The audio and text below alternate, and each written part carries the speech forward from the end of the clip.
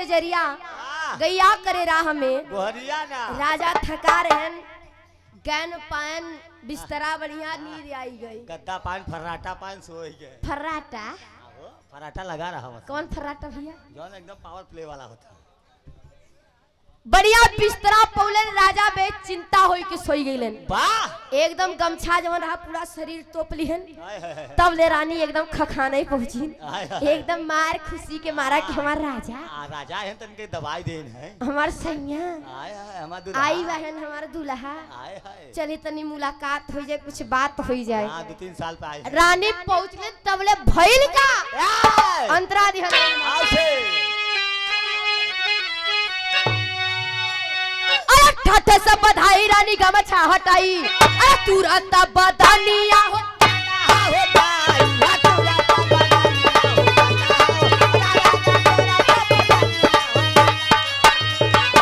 अरे तुरंत ए भैया तुरंत ए बाबू तुरंत बदनिया हो गदा हो जाई चलन चिल्लाने रानी घरवा से आई हले भगाई तब ए भैया इहर जौने वक्त रानी गईन कहीं राजा हमारा ही बड़ा सुतल बाड़न वाह पकड़ी के गमछा ए हां उलटी देनी वाह जब गमछा हटल राजा का शरीर गधा हां रानी कहीं अरे बाप रे बाप हां ये तो पान टांगी के होई गए पान टांगी का हां हो कैसे भैया अरे जोड़ा पान टांग कहाँ अरे बाप रे बाप बाऊ हो बाऊ आई घरवा में गधा का जानी कहाँ से आई गया वाह इतना अवजिया तबले बोलते हैं राजा कहते हैं अरे पगली चुप रे चुप बारे गधा वाह कहीं चुप रहो हम गधा नहीं ए रानी हम गधा नहीं है वाह हम तोहार राजा है वाह रानी कहीं राजा तू ई कैसे गधा बन गई रा राजा कहन का बताई आवत रहे तो से मिले वाह गैया रहिया में खे गौ माता मिल गई गढ़हा रात हम सोचल जूता मोजा निकारब तो समय हो जाई वाह यही से उनके ऊपर गोड़ रख के पार हो गई गौ माता दे दिन सारा वाह कि जब अपन मेहरारू देखबा तो तू गधा बन जाबा वाह यही से रानी हम तो से मिला नहीं आई के सोई गल तू सारा काम अब जू मत ले राजा तब ले रानी दुती ने आखर चिल्लाई चुकिन वाह बाऊ भैया निकालन छफूटा कहन कहां बारी हाय तब ले कहन मार सारे के मारी के गधा के बाहर निकाल देन अब रानी सोचा थी आखिर हन त हमारा राजा अब इनके छोड़ी तो छोड़ी कैसे अब जीव ले चाहे छोड़ो ये रानी एक हाथे का पगहा लिहिन राजा के गरे में डाल के औ लियाई के चल दिहिन तो होत का बट टेरी दिहल गई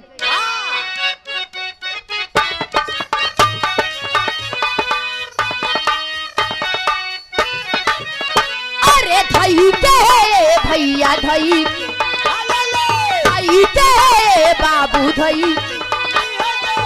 के पगहा हाथे लेके चलली गुजरिया गैया करे राह में गोहरिया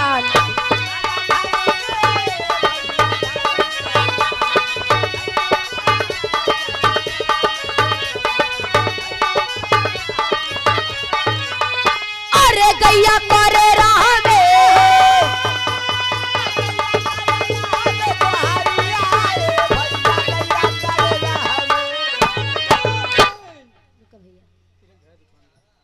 तिलकधारी आप बाबूजी की ओर से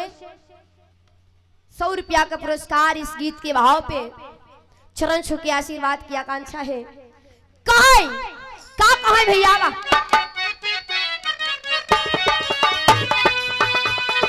धई के भैया धई के बाबू धई के पगहा हाथे लेके चलली गुजरिया गैया करे राह में गोहरिया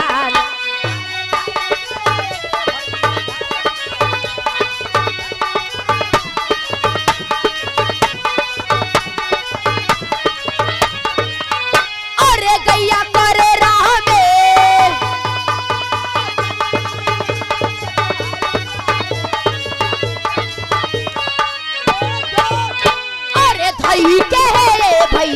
धई के बाबू धई के पगहा हाथे लेके चलली गुजरिया गैया करे राह में गोहरिया।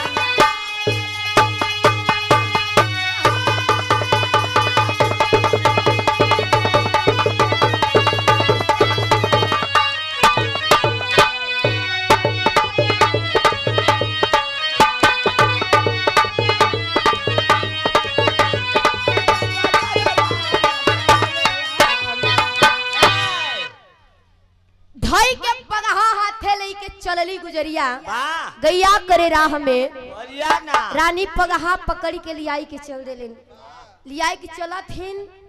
तो वो करत का बाहिन अंतराधी अरे नगर नगर तब करावे दर्शनवा अरे पहुंची है रानी तब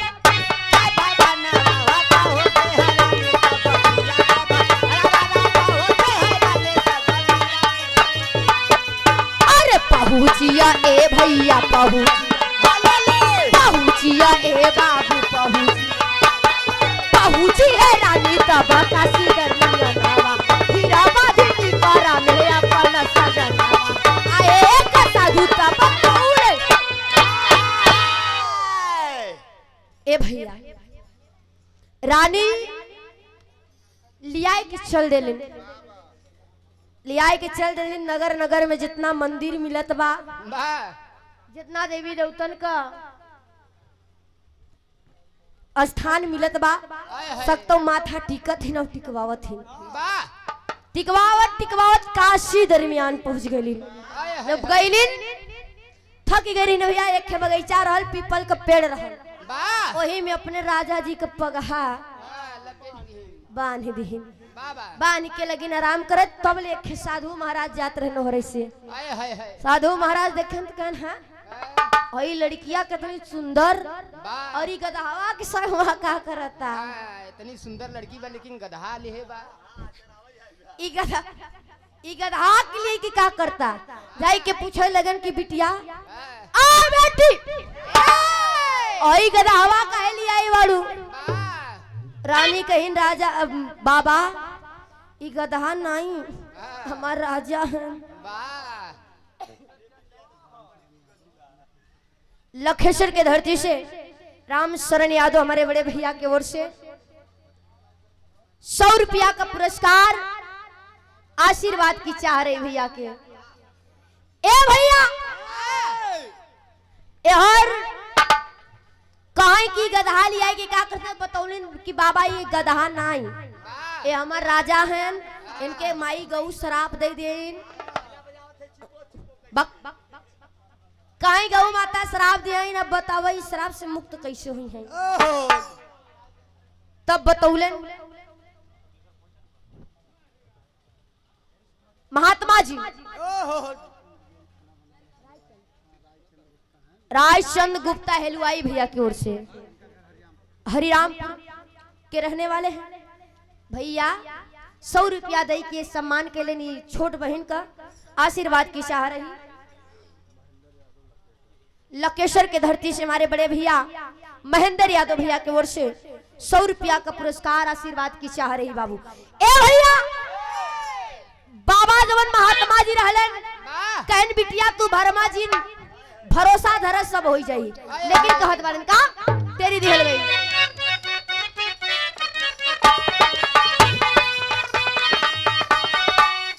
अरे भरम होए भैया भरम होए बाबू भरम भरमो नहीं जाओ नेत्र काशी के नगरिया गैया करे राह में गोहरिया।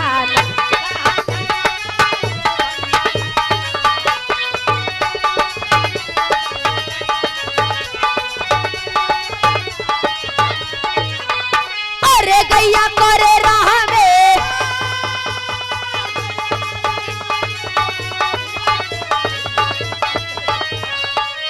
अरे भरम होए भैया भरम होए बाबू भरमो नहीं जाओ नेत्र काशी के दुआरिया गैया करे राह में गोहरिया।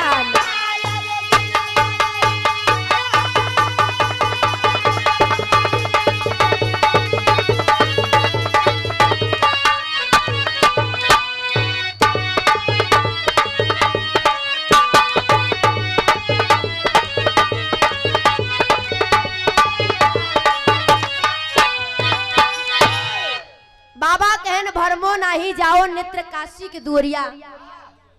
गैया करे राह में गोहरिया ना कहन काशी नगरी चल जा,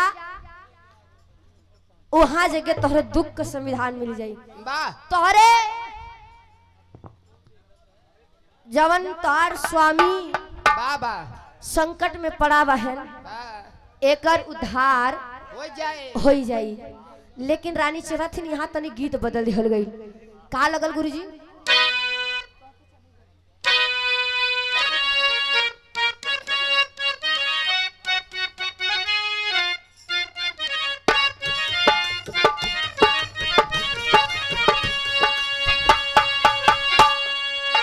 कौनो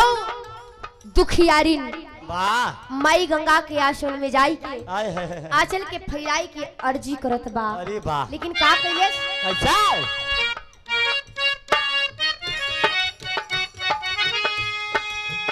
कि तोह के चढ़ाई बई मैया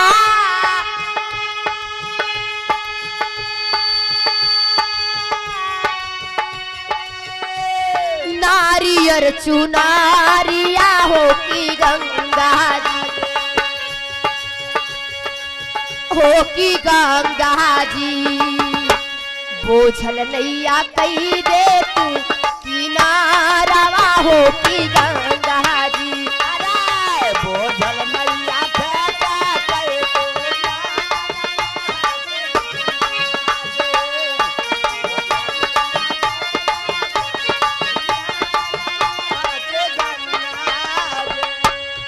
ई त गीत के लाइन बा, लेकिन भाव दिहल गईल रानी काशी दरबार पहुंच के माथा टिक के कहत बड़ी। का कहलिन? अच्छा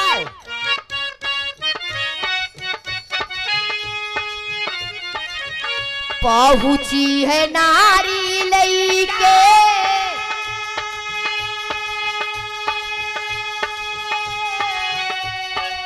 अपन सजानवा हो नयनवा बरसे, हो नयनवा बरसे पानी केहू डाली जब बदानवा हो नयनवा बरसे।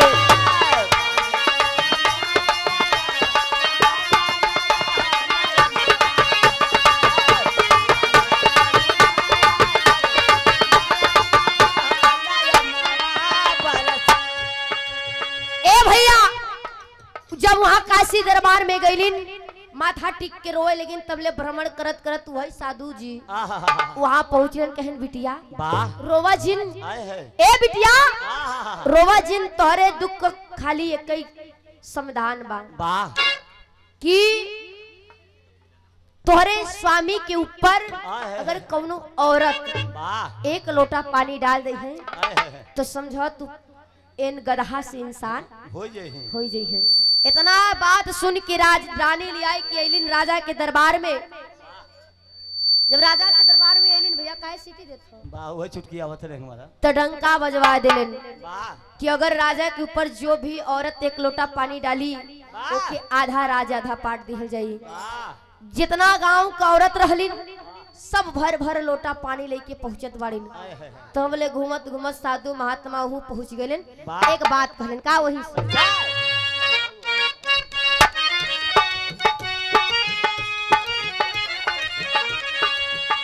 लोटावा के पानी भारी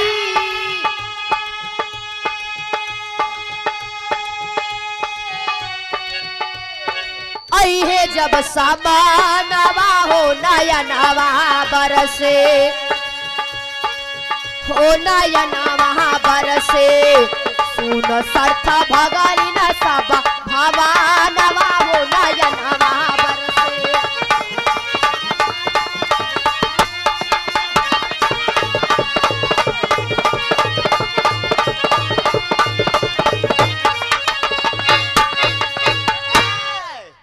ए भैया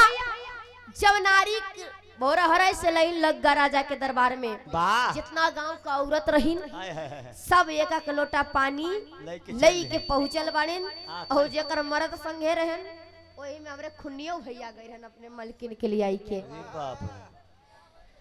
तबले पानी डाले की समय आए तबले गुरु महात्मा घुमत घुमत आई गए आहा कहन सुना लोगन वाह पानी डाले ते आई बाड़ू आहा लेकिन पानी वही औरत डाली आहा देखा है अब हाँ सोई लेगा वही औरत पानी डाली जे की पतिव्रता रहाय रहे वाह अब इतना शर्त सुनते वाह पूरा मैदान साफ साफ खुन्नी भैया का मेहरारू पिछवई भगली वाह भगली वही में खुन्नी भैया ने कहा रे आहा चल डाल आहा पनिया डाल पगली वाह अब भौजी कहत है कैसे का पानी डाली डाली नैहर में हाँ कहते गाय चला बुलाए के ए भैया सारा नगर साफ हो गई वाह राजा सोचे लेकिन का हमारे नगर में कहू पतिव्रता है ही नहीं वाह तबले मंत्री का जो साधु महाराज रहन कहन राजा काहे दूसरे के मेहरारू के पीछे पड़ा है वाह अपने रानी से कहता ना पनिया डाले बदे एक नहीं आई रही हूँ आय अब एक नरेश वो नहीं आई रही काहे रानी से कहा राजा गण कहन रानी हो वाह तू तो हमारा अर्धांगनी हो आहा जीवन साथी हो वाह काहे ना तू ही पनिया डाल दे तू रानी कहन राजा मंत्रिया से गड़बड़ाई गई है काहे राजा जब तू अहेर खेले जा हाँ तब मंत्री आई के दीपावली के दिया जला हुआ है हम पानी ना डाला न डाला राजा कहन बारे रानी तोहसे तो ये उम्मीद नहीं रही नहीं रहा वाह तब डंका बजवा दिए राजा ये मेरे नगर में कोई पतिव्रता नारी है आकर के पानी डाले मैं उसको जो मांगेगा वो दे दूंगा वाह ई बात बगल के गांव में रहे वाली कलुआ डोम कमाई वाह तक पहुंचल कि राजा ऐलान कैले कि जे पतिव्रता रही उवाई के पानी डाली कलुआ डोम कमाई एक शर्त रखली का रखली गुरुजी कैसे भैया तेरी दिहल गई अरे वाह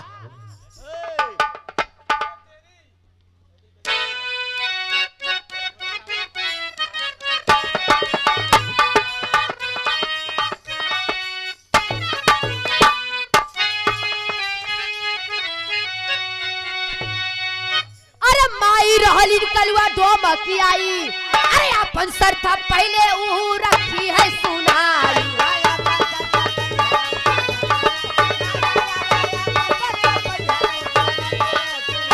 अरे पहलिया ए भैया पहले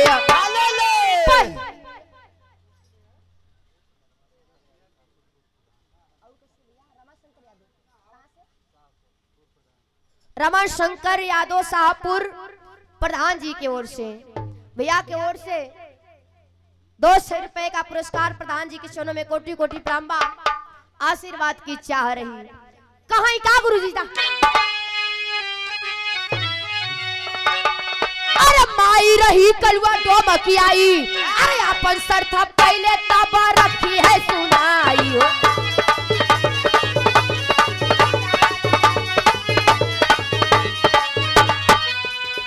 पहलिया ए भैया पहलिया पहलिया ए बाबू पहलिया पहले अपन शर्त तब रखी है सुनाई राजा पुत्र जन्मे घरवा में गाई नाके पानी भरना होगा भगवाना कलुआ डोम कमाई गई त राजा के आगे के शर्त रख ले कैस राजा हम पानी तो जरूर डालब आए है हम है पतिव्रता वाह पानी हम जरूर डालब लेकिन एक शर्त बा वाह अगर तू गधा से इंसान बन जाबा वाह तोहरे तन से आए है या रानी के तन से पहला जन पुत्र जन्मे वाह वो हमरे घरे आई के पानी पिए भरे ये बाबू तब पानी डालब नहीं पानी ना डाला राजा कहन मुझे तुम्हारा शर्त मंजूर है वाह तब ले भैल का तेरी दिहल गई आए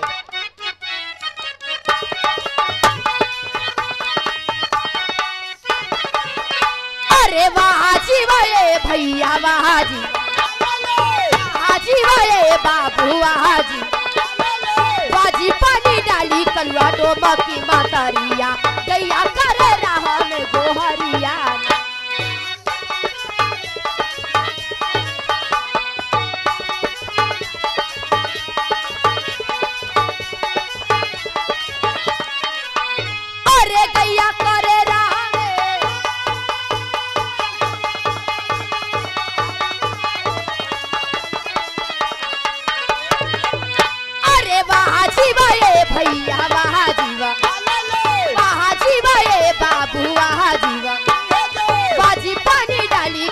डोम की महतरिया गैया करे रहा में गोहरिया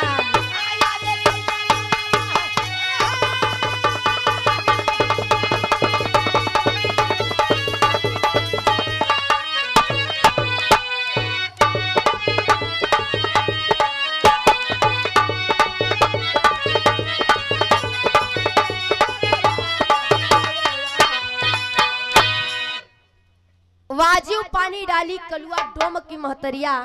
गैया करे राह में गोहरिया ना कलुआ डोम का महतारी एक लोटा पानी उठाए के राजा के ऊपर डाल दे गदहा से इंसान हो गईलन। वाह जब गदहा से इंसान भइलन कुछ दिन बीतल तो भइल का वाह आखिरी अंतराधि ए, अरे सती का जल जब पड़ा है बदनवा अरे साफा बदला गदा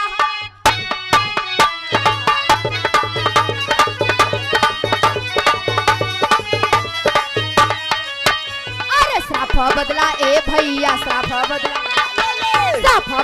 ए बाबू साफा बदला गदा के पावले हो तनावा समय कुछ बीता भइले सुभरा ला नावा हरिश्चंद्र दानी पानी ए भैया कुछ समय बीतल राजा के रानी के पेट से एक लड़का का जन्म भइल वाह जेकर नाम रखल गए राजा हरिश्चंद्र वाह दानी। राजा हरिश्चंद्र दानी वाह जा करके कलुआ डोम के घरे पानी भरे के काम कैले हैं कैले रहन भैया। कहानी समाप्त हो गई पैतरा बदल क्या हुआ अरे वाह